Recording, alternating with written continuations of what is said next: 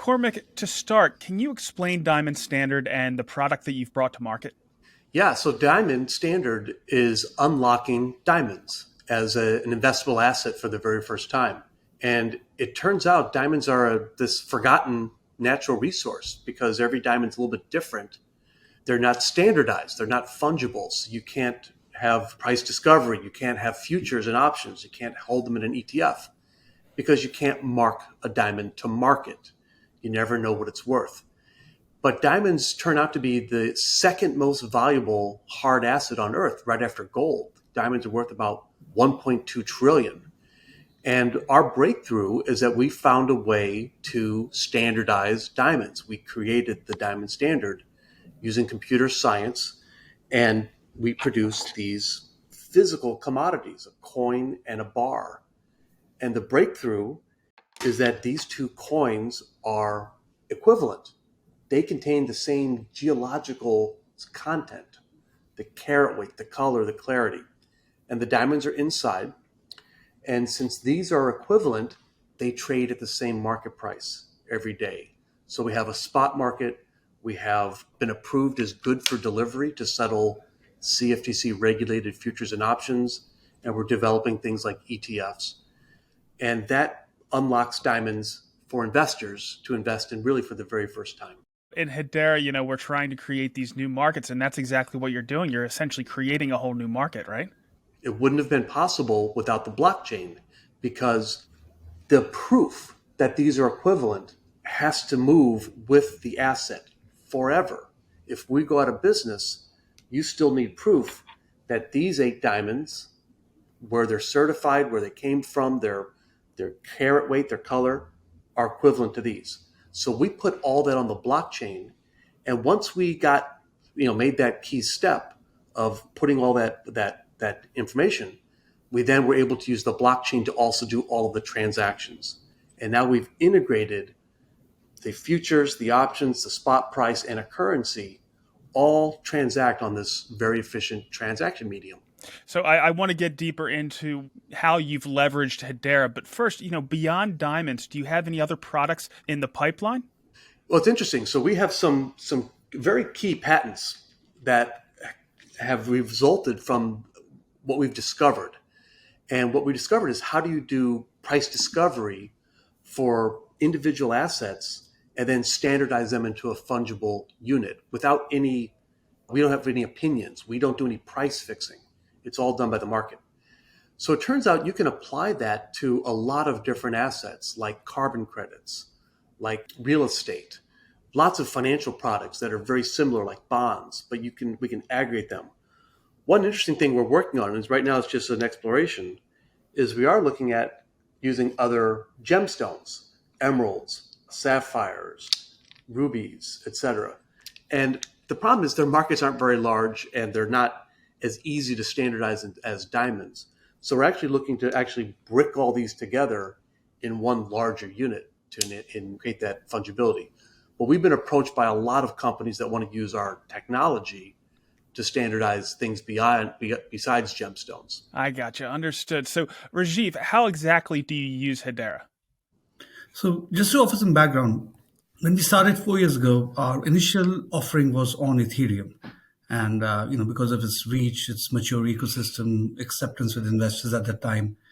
And it worked well till the extremely high and unpredictable gas prices made it unviable for us as a business to run on. So we considered other blockchains and we finally decided on Hedera. The key characteristics that helped us was obviously, we believe in the governance model. We are an institutional product. So the council-based governance model really helps us. The security, the reliability, and most importantly, the low and predictable gas prices. So that absolutely helped us move to Hedera. Added to that was the addition of the token service, which was, for us, it's like a hand in glove, right? That's exactly what we needed, something we didn't need to build on our own, something that the platform provided. So the way we work on Hedera is we're quite an extensive ecosystem. We rely heavily on the Hedera token service and the smart contract service. We also use the consensus service for key audit events. We are a regulated entity, and it really helps us to create an audit log on chain.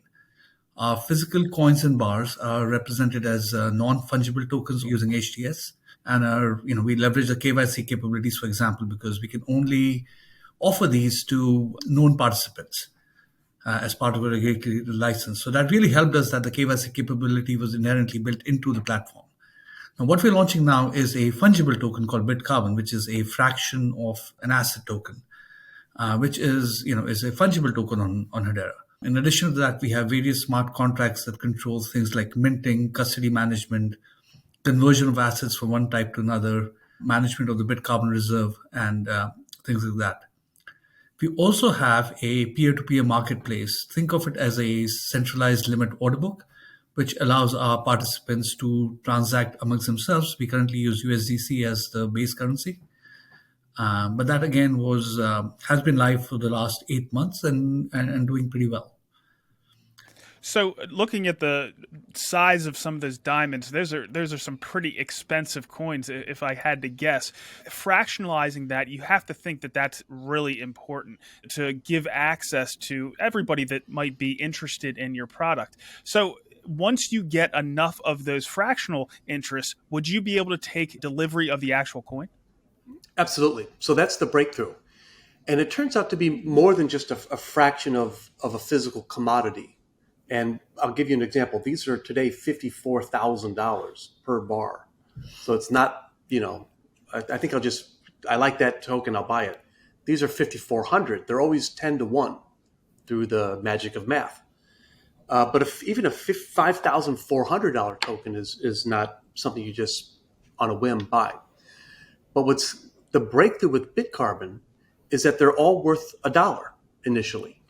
And so it turns out to be an alternative to a stable coin. And stable coins are extremely dangerous. People are just now, I think, starting to realize, if you look at all the Silicon Valley Bank and Signature Bank, the reason they all shut down is because their asset base grew tremendously when interest rates were very low. So they put all that money they raised into low interest treasuries. USDC, USDT, they all raised tens of billions in a low interest environment. And now it's a higher interest environment. All of those bonds are discounted. So they've had huge losses in the asset backing. That can't happen when you have a physical asset behind your currency. You can always redeem Bitcarbon for exactly the number of coins that are behind it. So it provides a stable and inflation hedged alternative to stablecoins. It's really a fascinating concept. Cormac, how can people get involved with Diamond Standard? Well, it depends on your interest. Most of our participants right now are investors. So we have right now over 4,000 funds, family offices, individual investors who have been building positions in the diamond commodity. And for them, it's just like gold. It's a store of wealth. It's a hedge against inflation or speculative asset. They've, in general, done well. The commodities have returned about 25% since we got our first approval. We had this big article in the Wall Street Journal. Since then, it's up about 25%. So it's been a profitable and stable, low volatility asset. So that's the number one way people get involved is they just buy the commodity. If you own the commodity, you also own the Bitcarbon that are in it. The Bitcarbon come out of the coin and bar, figuratively. What we're developing, though, is a whole payment platform where you can use Bitcarbon as a payment medium. And we have a lot of interest from casinos and especially outside of the US, in Africa, South America, a lot of interest from in countries where the currencies aren't so stable. That makes perfect sense. Gentlemen, thank you so much for swinging by and adding new products to the Hedera ecosystem. Our pleasure. Thank you. Thank you. I'm now posting these interviews of Hedera builders independently to my channel. The community, influencers, and media outlets are free to use this content to spread the word on what's being built on Hedera. Once they're all uploaded, you'll be able to go to my channel and search for whatever topic or team you're interested in to find more information. Or you'll be able to get the most recent Hedera news by watching the latest HBAR Weekly update. So check them out.